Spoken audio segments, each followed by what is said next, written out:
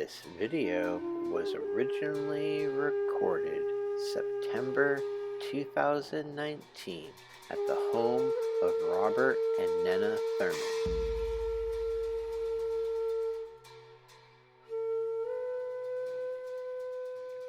Hello. Today is a couple of days after the impeachment articles have been drawn up by Nancy Pelosi, and it's a high time, I think. Although I do share Nancy's worry that it can be hijacked by the Republicans if done wrong, and if the media is not commanded around it, the messaging, and especially if the no Republicans defect from their solid wall of covering for Trump's crimes, and then it shouldn't be sent to them. Lawrence Tribe, the Harvard lawyer who has made decisions in the past and helpful things sometimes, not sure about how he handled Florida and the Al Gore-Bush thing, but he said that there's a way of doing an investigation for impeachment and then deciding to make a motion of censure in the House, which has a strong effect, without sending to the Senate, if it seems that the partisan hypocrisy on the part of the Republicans is too great, and they will definitely exonerate him in the Senate. They would say that they didn't send it to the Senate because they were scared that he would be exonerated because he is so great and so exonerable, they will say, but it's different than if they actually exonerate him. So if they haven't gotten Republicans to take the evidence seriously, they should just make a censure motion toward the end and not bring the case to the Senate. He said that's constitutionally illegal to do, Lawrence Tribe, and I'm sure he's correct. So I would recommend that caution. Otherwise, it's wonderful that he's being impeached, because he should have been impeached a long time ago, because he's a criminal and he's nuts. He's not sane. He's not mentally well, and he may be compromised pretty surely by the Russians, who are destroying the European Union too. I mean, the KGB did not give up after being defeated by the loss of the Soviet Union, which they consider, in Putin's words, the greatest catastrophe of the 20th century. And so they're getting their 21st century revenge. And I'm sure they didn't think for sure they would get Trump in, but they're delighted they did. And I think they do have leverage over him for sure. Look at this Ukraine thing, everything he does benefits them. And the destruction of the European Union and Brexit and so forth, weakening them by knocking England out and their party they support in France and Italy and Germany, the nationalist parties, the fake populism that they support, is the same MO, by them. And the alienating of the U.S. from Japan, ruining our alliances, coddling North Korea, all of that suits their purpose. So if he's not influenced by them, then he's helping them for free, which he's not usually known to be doing stuff for free for people. But anyway, that's common sense, actually, is what it is. But anyway, I'm very pleased to see that the Democrats are now rising to the occasion. Although, they really should be more successful in their media approach than they have been. And the Democratic National Committee should really have better media consultants, like the Fox News people consult for the Republicans. And they have of course, they have more money to hire more people, but still, there's some money in the Democratic side, and they really need to spend some money. So that's one thing. So the impeachment. On the other hand, I just did a 7-minute version of my Dream Team idea, which I think I have mentioned before on earlier podcasts. And I think I can repeat more, or make more arguments for it here, since I don't expect this to be more than just my own podcast audience, I don't think, but hopefully you will expand the audience. I made a 7-minute one maybe it could be cut down more, to go viral. I'd like it to go viral on Reddit. I want people to really think, hey, we need a dream team. You know, we need Marianne Williamson. Why shouldn't you have a peace department? In case you didn't know, it's not her idea. Daniel Inouye, the wonderful senator, the late senator from Hawaii, who served for many years with great distinction, also was a military veteran, unlike some of these other draft dodgers that we have in politics now. And he created a peace department in parallel with State Department and Defense Department. He had a peace department. It was kind of like a State Department and like a Defense Department, but it was meant to be major funded and major pushed to go out and actively try to undermine sources of war and violence before they happen, preventive, and go out and really promote peace aggressively. State Department does that too. It tries to, by diplomacy and reconciliation, it does this sort of thing to avoid having to use war, because war is being too much used by people as a first line of involvement, whereas diplomacy and the State Department has been terribly weakened. But the State Department should be very, very active to try to prevent the need for war and to keep the Defense Department budget and need down. Well, that's really necessary. And having a full-fledged peace department with expert conflict prevention people, and especially women, I think. Recently we've been reading about all the amazing efforts done by women peacemakers, NGO type level people worldwide. And that effort should be intensified from the governmental funding level. So anyway, Inouye did create one legislatively, and then the guns and war people gradually diminished its funding, and it became an Institute for Peace, which does exist, I think on M Street, I believe. And it does have seminars and does research and has visiting scholars and things like that. But it's a small budget, relatively speaking, than an actual department. And this would be a good way of restoring America's popularity after the very, very criminal war done by Cheney and dragging poor George Jr. Bush into it in Iraq, which has caused so much death and destruction in Syria, Iraq, Jordan, Lebanon. I mean, it's been so disastrous. And Iran, even for that matter, and the Persian Gulf. It's just a terrible thing that happened. So why shouldn't they have that? And then, all of the people running for president have specific expertises, and they can do certain jobs we know well because they've done them well. And therefore, they could be members of a cabinet. And this would be a true dream team. We could have it right now. We don't have to wait for 2020 and an election and then a transition and then a lame duck guy thrashing around and trying to squeeze more money out of him and be more destructive and do things to prevent the next people from getting anything done, in the way that the hyper-partisan Republicans do.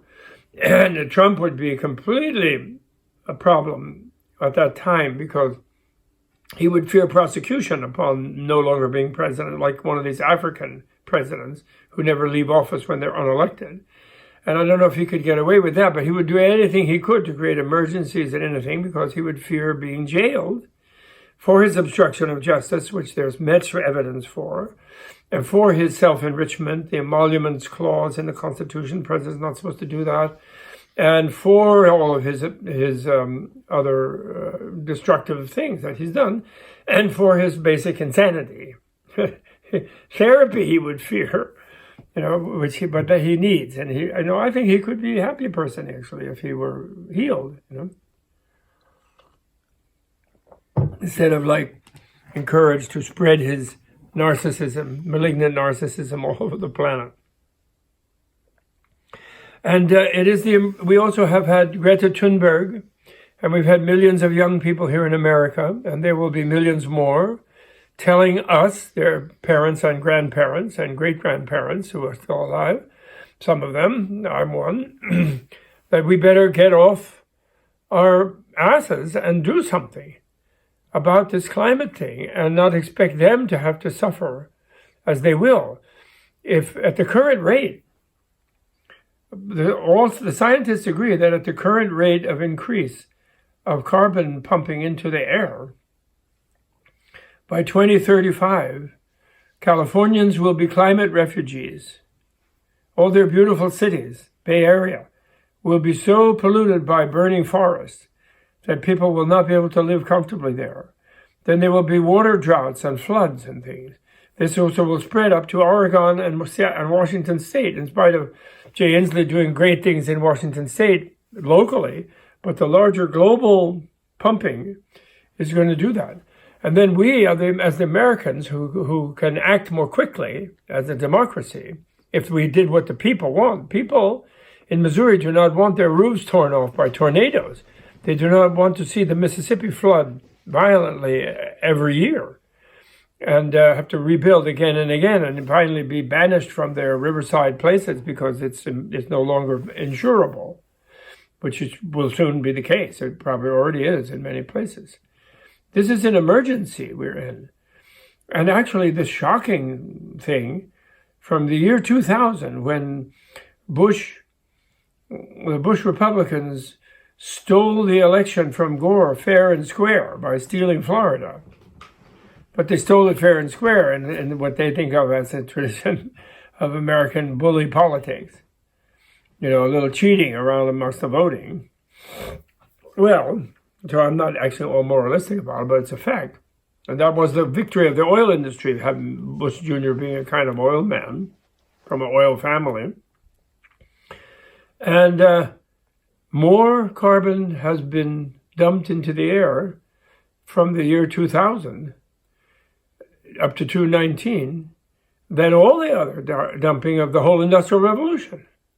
So we're talking exponential increase rather than decrease by people who are deluded into being what's called climate deniers, warming deniers, pretending it isn't happening.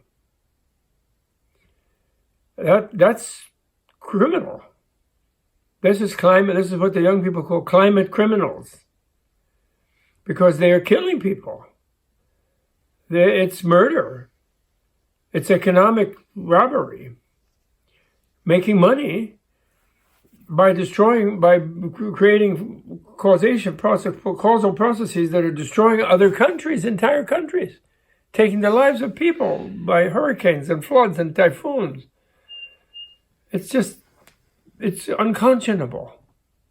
If they really, when someday, maybe after death, maybe on the gates of hell, they will be confronted with their deeds. They think they won't exist anymore, but they're wrong. And they'll be confronted with their deeds, and they'll be deeply sorry for what they've done. These few people that Greta Thunberg brilliantly says, here we are, I hope I get it right, we are sacrificing our entire civilization on the altar of making it possible for a very few people to continue to make enormous amounts of money beyond anything they could even dream of needing. I'm adding the last part. But she said that's such a brilliant statement. And if you already have a few billion, Koch brothers had 45 billion each at last I heard. What do you need 46 and 50 billion for? You can't even, all having that money of numbers in your bank accounts or whatever, stock accounts or things, all that means is you have to worry about it all. You have to hire lots of people to take care of it for you. So you create another bunch of pressures and time wasting on yourself. And David Koch is not resting in peace, but may he eventually find peace. Now he's worried. He's in the between state after having died. And where's his 45 billion? He cannot write those checks anymore. He doesn't give that check to the guy at Christmas in his Park Avenue building. His wife and children miss him. And the fact that he left them billions doesn't make any difference in a way, as far as missing him goes.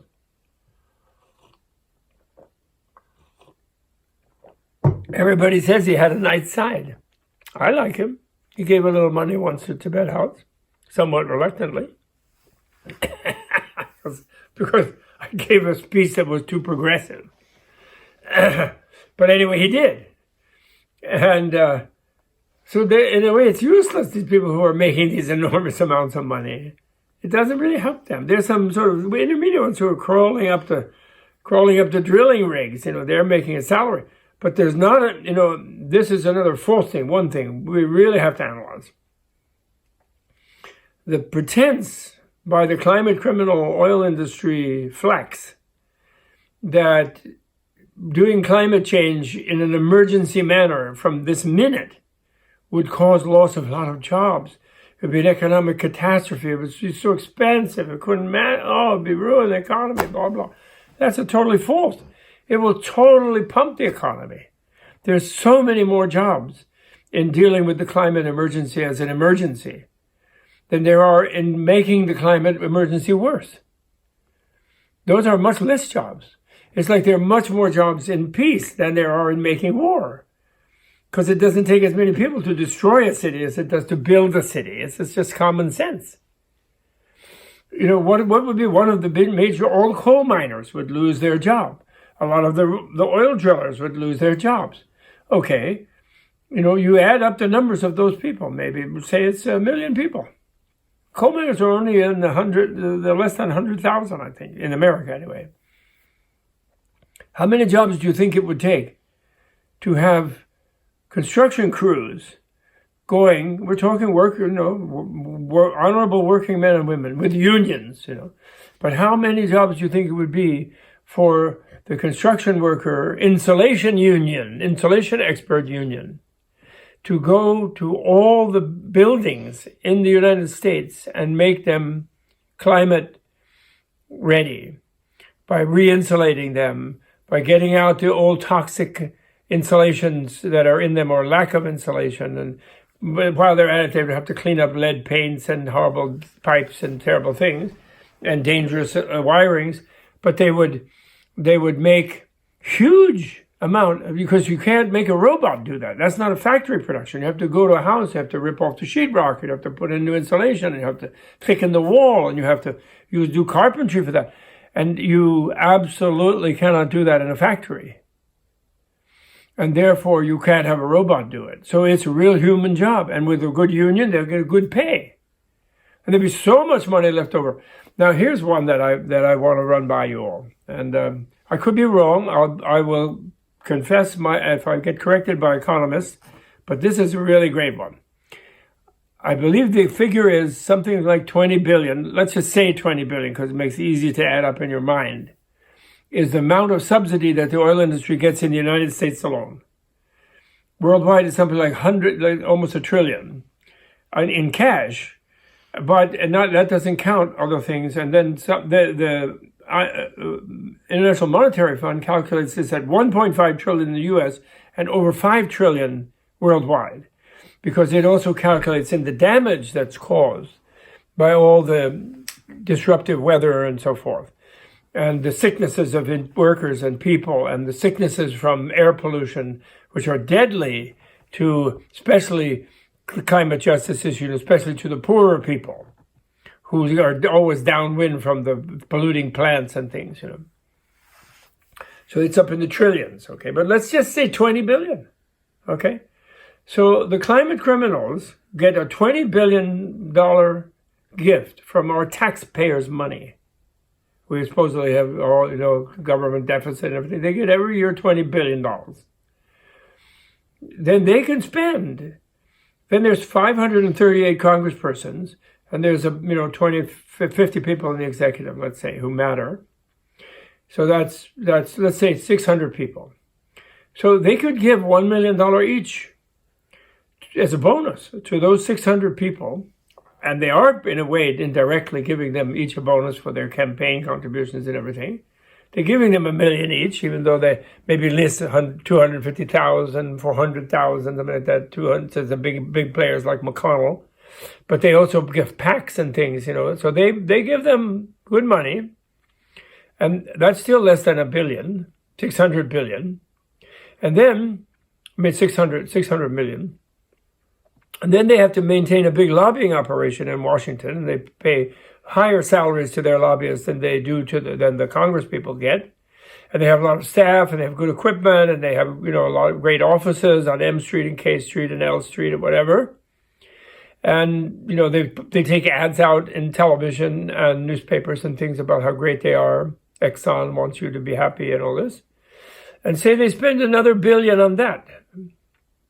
Billion and a half, 1.4 billion, let's say. So that's 2 billion they're spending to keep up the confusion in the population and to support the government that gives them the 20 billion. So that means and this doesn't count the profit they get from selling oil and gas and the material for plastic and for fertilizer and for chemicals and all the things that they sell their oil for. That doesn't count that profit. I don't know that figure right now. But that's just manipulating the government to make sure they keep getting their money. The sacrifice that Greta Thunberg mentioned. And they're making $18 billion every year by manipulating our government and getting our congressmen and senators and executives not to do what we need them to do to protect us from the bad climate, from the bad health, from the bad weather. Not to serve us, just to serve them, to hire them, basically. We give them the money with which to hire them, and then in addition, we give them $18 billion because they don't pay the congressmen and the senators and the executives enough. They buy them cheap. Those guys are like actors. They sell themselves for cheap prices. They're millionaires, all of them, but they're none of them billionaires. The billionaires are the climate criminals. And they hire these people for cheap. They invite Supreme Court judges to fancy hotels for weekends about how they're going to do that too. And they talk to them about it. And they conspire with them. Scalia used to go all the time. Rehnquist, Thomas, Alito, they all go. So here we're paying for the corruption that causes us to be not served by our government and causes us to think that therefore government is useless. We might as well have a TV actor, a TV reality actor just rampaging around, telling us that all politicians are horrible, as if he was not one. How do you like that? Anyone who might be, I'm only for Democrats because some of them are not insane climate deniers, and they like votes because they more get elected by majorities. A minority party doesn't really want many people to vote because their numbers are less. So they naturally want a corrupt democracy. That's just, therefore I do that. But I'm not like a religious Democrat or an anti-Republican. Lincoln was a great Republican. Teddy Roosevelt was sort of okay, but he was really good about the national parks and forests. So, any Republican who wants to do climate remediation immediately, climate emergency, who wants to do political emergency and get rid of the bad apples from that party is welcome. Totally welcome. Bernie himself isn't a Democrat, he's an independent.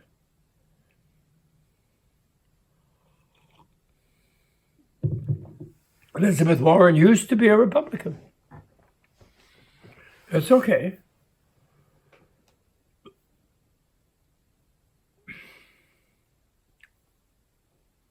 Now, what gives me the right or the reason or the interest even talking about this? I'm supposed to be a Buddhist teacher, scholar, and actually I do spend a lot of time with my head in like books that are 1,000 years old, trying to translate them because I think a lot of them are still relevant for today.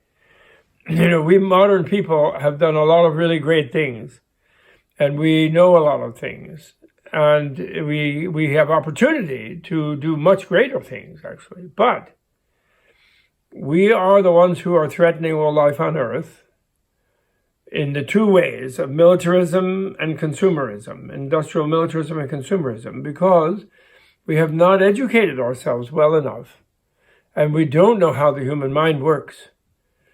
And we need to learn from older, more peaceful civilizations about that part. And actually, in a way, the people in those civilizations, because they've been beat up by our militarism over the last few hundred years, colonialism, and then the post-colonial economic, modern, quote, industrial development that we've inflicted on everybody, wrecking their ecology, everyone. They have kind of forgotten their own wisdom, in a way, to a great degree, and they're scrambling to be like us. In a way, that's what we fear China nowadays. We're negative to China. Actually, people are. I'm not. I don't like the Communist Party, but actually that was inflicted on them by West. Communism started with Marx, and then the Russians, Lenin, Stalin, and then Mao got into it. Very soon after, I think 1923, they founded the Communist Party of China. So that was a Western imposition on China. That was not Chinese.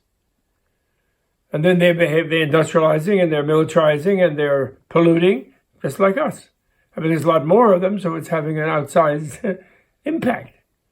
But if they would get back to their own thing, they're kind of cool, Chinese. I like them. I'm not against them. So we do have a lot to learn. It's hard for us to realize that. We think because modern is best, but it isn't, because modern is destroying the planet, destroying all life. The ancient people didn't do that. It wasn't because they were too stupid. It was they were smarter. They were more in harmony with nature. They were not slaves of nature, but they were more in harmony. They had big civilizations, great cooking, wonderful herbal medicines. A little bit patriarchal, unfortunately, like us, suppressing women too much, which is a great disease of the whole planet. That's one of the big sources of this disease. And that's one of the big cures, is to empower women to be equal, not to overpower us, but to be equal to us males. So we have to listen to them, so they have equal say in things, and then we'll be better. Greta Thunberg is like an oracle. She's like an angel from heaven, come down and like a little bit stressed by the terrible situation and, so much pain from feeling what we're doing to ourselves and to each other, but still remaining positive. And even she said to those mean people she was talking to, I don't want to have to think that you're evil. I just think you just don't get it, You're just in denial. People in denial, for example, go around thinking, oh, I'll never die. They do. They can't quite even get to the fact that they're going to die. So they should live their life more meaningfully, because it will not last. That doesn't mean they shoot themselves ahead of time. It just means that they try to live as long as they can. But knowing they will die, then they will cherish being alive in a different way. So it's actually good for you to be aware of that. It's ignorant to live in denial of a fact that you know is coming.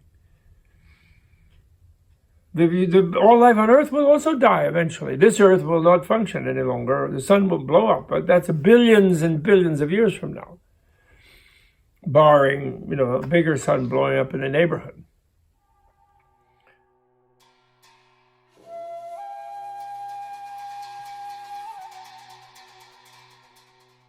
This video was brought to you in part through the generous support of the Tibet House US membership community and viewers like you.